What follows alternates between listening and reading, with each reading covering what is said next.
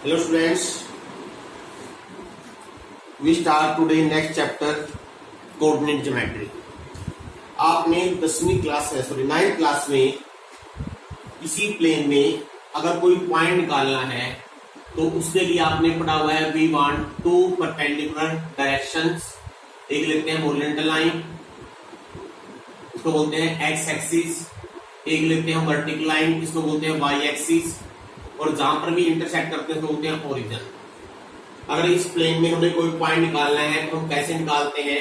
मान लें इस पॉइंट की तरह ये पॉइंट कहां पर है, तो हम पॉजिटिव इस पॉइंट से एक्स एक्सिस और वाई एक्सिस पे अगर डाल दें परपेंडिकुलर, मान लीजिए ओरिजिन से अगर राइट साइड में है और यहाँ पर डिस्टेंस 5 है तो उसको बोलेंगे एब्सिसा 5 कोऑर्डिनेट वाई पॉजिटिव। और डाल दीजिए वाई पे डाल दीजिए, मान लीजिए डिस्टेंस 6 है, उसको बोलते हैं ऑर्डिनेट। तो हम कहेंगे जो पॉइंट पी है उसकी लोकेशन है एट 5 6, ऐसे लिखते हैं। ऑब्वियसली अगर ये परपेंडिकुलर पॉजिटिव एक्स एक्सिस की ऊपर है तो 5 प्लस का लेंगे, अगर वाई एक्सिस पे भी पॉजिटिव है तो +6 लेंगे, अगर एक्स डैश पे है तो -x लेंगे जो -5 लेंगे, अगर वाई डैश के ऊपर है तो -6 लेंगे। ये चीज आपने पढ़ी हुई है। और ये भी पढ़ा हुआ है जो एक्स कोऑर्डिनेट है उसको बोलते हैं एब्सिसा। एब्सिसा। और जो वाई कोऑर्डिनेट है इसको बोलते हैं ऑर्डिनेट। ये आप अच्छी तरह जानते हो ऑर्डिनेट। तो इसके बारे में हम स्टडी करेंगे। जो हमारा मेन पॉइंट है 10वीं क्लास में वो है आपका डिस्टेंस फार्मूला। ये मेन चीज है डिस्टेंस फार्मूला। इसका मीनिंग क्या है? अगर प्लेन में कोई दो पॉइंट दे रखे हो, मान लीजिए एक पॉइंट ए है एक पॉइंट बी है, suppose coordinate of this point are x1 y1, इसके कोऑर्डिनेट्स हैं x2 y2। क्वेश्चन है find the distance between A B, यानी ए और बी की डिस्टेंस क्या होगी, कैसे बता होंगे, क्या डिस्टेंस होगी, क्या तरीका देखिए दर्शिए। अगर मान लें ये हमारा कोऑर्डिनेट प्लेन है, ये एक्स एक्सिस है, इस तरफ एक्स डैश एक्सिस है, नीचे की तरफ वाई डैश, ये ओरिजिन। अगर मैं ए और बी से एक्स एक्सिस पे परपेंडिकुलर डाल दूं तो आप जानते हो वेरी वेल, अगर ये पॉइंट एम है और ये एक्स एक्सिस को मिल रहा है एम पर, तो इसका मीनिंग जो डिस्टेंस आपका ओ एम होगा, ओरिजिन से ये x1 होगा। अगर ये पॉइंट n है तो ओ एम डिस्टेंस जो होगा आपका ये होगा x2। ऐसे ही जो ए एम है, A M this distance it become y coordinate, तो y1 की वैल्यू बन जाएगी ये, और ये जो डिस्टेंस है इतना ये बन जाएगा आपका y। Now from this point A draw perpendicular on B M. अगर मैं यहां से डाल दूं perpendicular, let this point is C. Clearly ABC is a right angle triangle. अगर हम पाइथागोरस फॉर्मूला यूज करें इसमें, AB स्क्वायर क्या आएगा, AC square plus BC square. Now what is AC?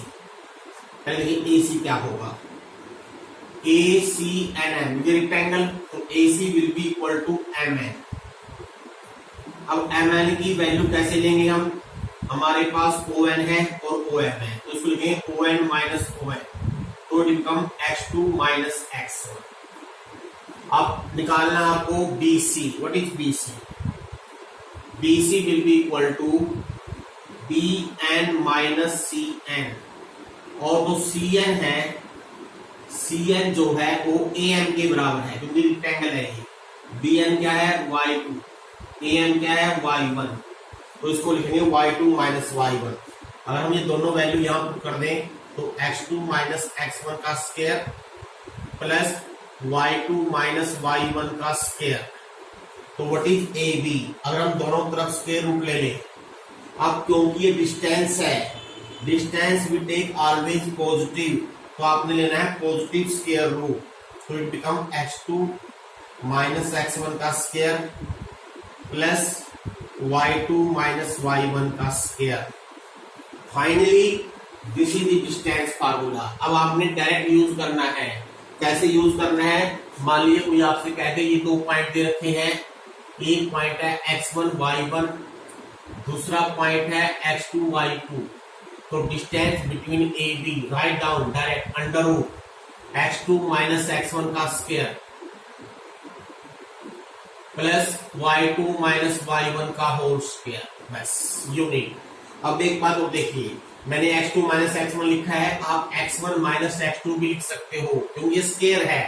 x2 minus x1 का स्क्वायर या x1 minus x2 का square, both are the same thing. That is the distance formula between two points. अगर किसी coordinate plane में दो points दे रखे हो, उनके बीच में डिस्टेंस कैसे लिखेंगे। अगर डिस्टेंस फ्रॉम ओरिजिन लिखनी हो, डिस्टेंस फ्रॉम ओरिजिन, ओरिजिन का 0 0। सपोज एक पॉइंट आपका P है एक्स वाई, यानी एक्स वाई की डिस्टेंस ओरिजिन से, तो क्या बनेगी OP। अब इसमें क्योंकि 0 0 हो गया है, तो क्या लिखेंगे x माइनस 0 का square X square, y minus 0 का square Y square under root. अब बात आती है इसके एप्लीकेशन की। डिस्टेंस फार्मूला का यूज क्या है। पहला तो यही है, अगर दो पॉइंट पे रखे हो, उन दोनों के बीच के डिस्टेंस हम निकाल सकते हैं। We can find distance between two points. Number 2, अगर प्लेन में कोई 3 पॉइंट्स दे रखे हो, इफ 3 पॉइंट्स आर गिवन, तो हम बता सकते हैं वो तीनों पॉइंट एक ही सीध में या नहीं, वेदर दे आर कोलिनियर और नो। हम बता सकते हैं कैसे। मान लो एक पॉइंट ए है, एक बी है, एक सी है, तो हम डिस्टेंस फार्मूले से ए बी डी साइन निकाल लेंगे, डिस्टेंस फार्मूले बी सी भी निकाल लेंगे। हमने क्या करना है, ए बी भी निकालना है, बी सी भी निकालना है, ए सी भी निकालना है। अगर इन तीनों में जो सबसे बड़ी वैल्यू है, अगर वो बाकी दो वैल्यू के सम के बराबर आ जाए, इसका मीनिंग तीनों पॉइंट एक ही सीध में है। अगर बाई चांस ऐसा ना हो तो एक सीध में नहीं है। अगर एक सीध में नहीं है तो दे मेक ए ट्राइंगल। और फिर ट्राइंगल कैसी होती है, अगर ट्राइंगल कहानी होगी कैसी है, क्या ट्राइंगल इक्विलेटरल है, हम डिस्टेंस फार्मूले से बता सकते हैं। अगर ट्राइंगल इक्विलेटरल है तो डिस्टेंस फार्मूले से आप प्रूव कर दीजिए। क्या प्रूव करना है, तीनों साइड यानी ए बी बी सी और ए सी अगर प्रूव हो जाए, इसका मीनिंग इक्विलेटरल है, इक्विलेटरल ट्रायंगल है। इक्विलेटरल आइसोसेल प्रूव करनी हो, दो साइड प्रूव कर दीजिए, दो साइड राइट एंगल प्रूव करनी हो तो किसी बड़ी साइड का स्क्वायर बाकी दो साइड के स्क्वायर के जोड़ के बराबर प्रूव कर दीजिए। ये तो बाकी 3 पॉइंट्स की।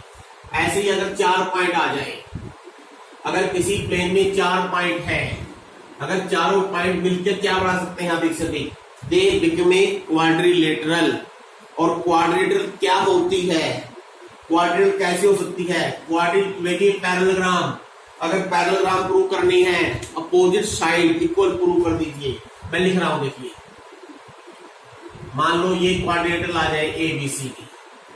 अगर नंबर 1, अगर इफ ए बी बराबर D C and A D बराबर बी सी हो, इसका मीनिंग ए बी सी की क्या होगी, पैरेललोग्राम। बस।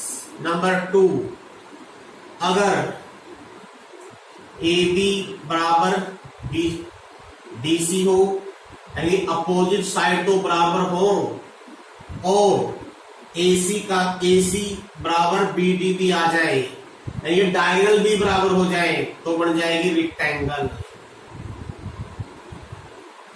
नंबर 3, अगर सभी साइड बराबर हो, उसको क्या बोलते हो, रोम्बस।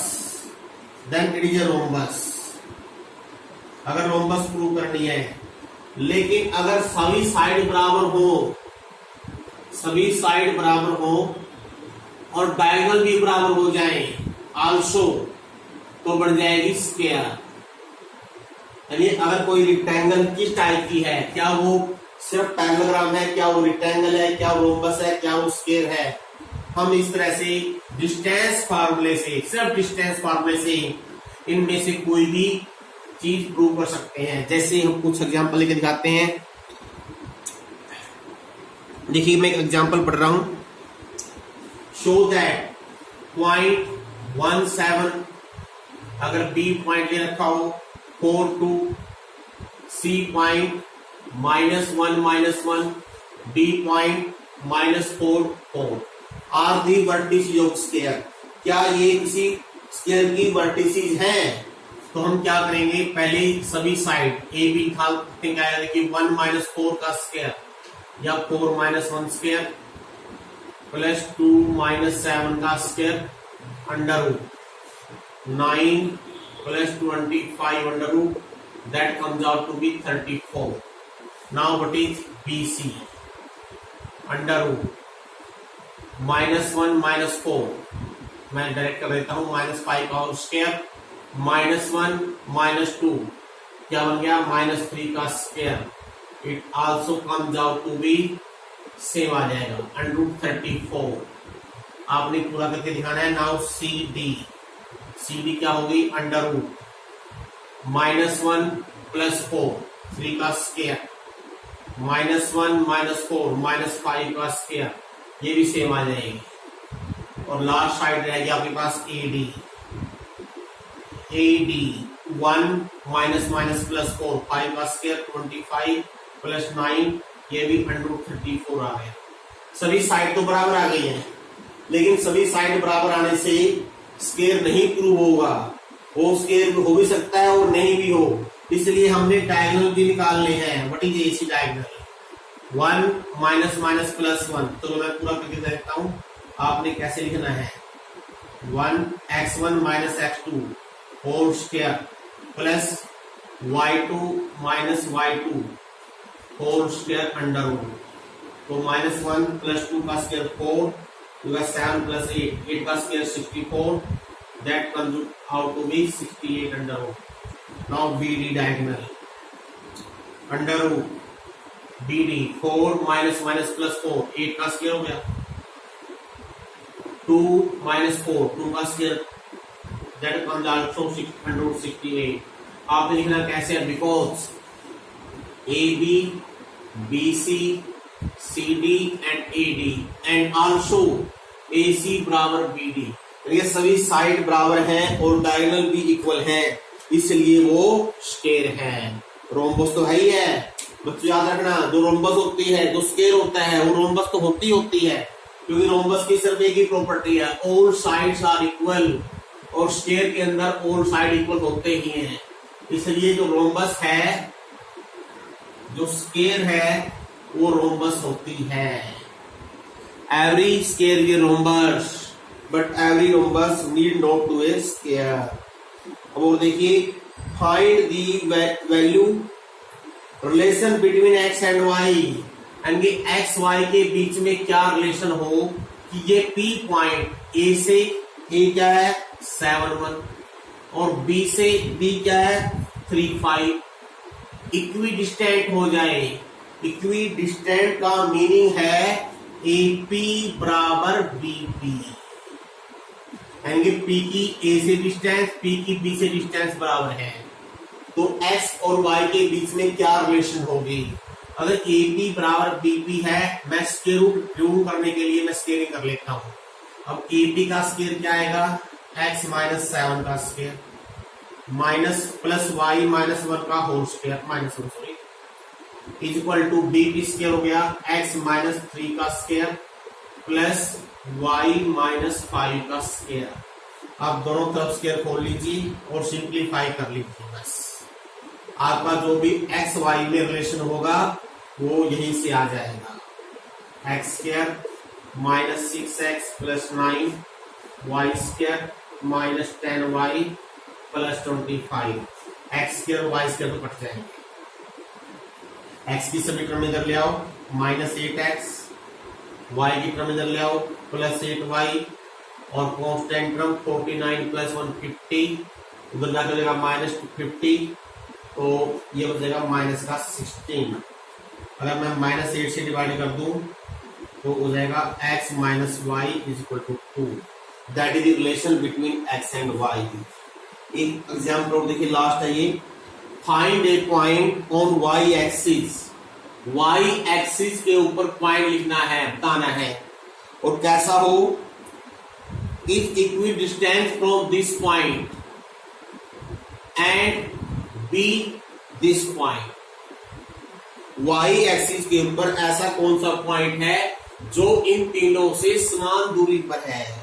अब देखिए, जनरली जो पॉइंट होता है उसमें x की वैल्यू और y की वैल्यू होती है। अगर हमारा पॉइंट y एक्सिस के ऊपर है तो इसका मीनिंग x कोऑर्डिनेट 0 हो गया। तो हमने क्या करना है, हम मान लेते हैं, पॉइंट मान लेंगे, लेट दैट पॉइंट इज।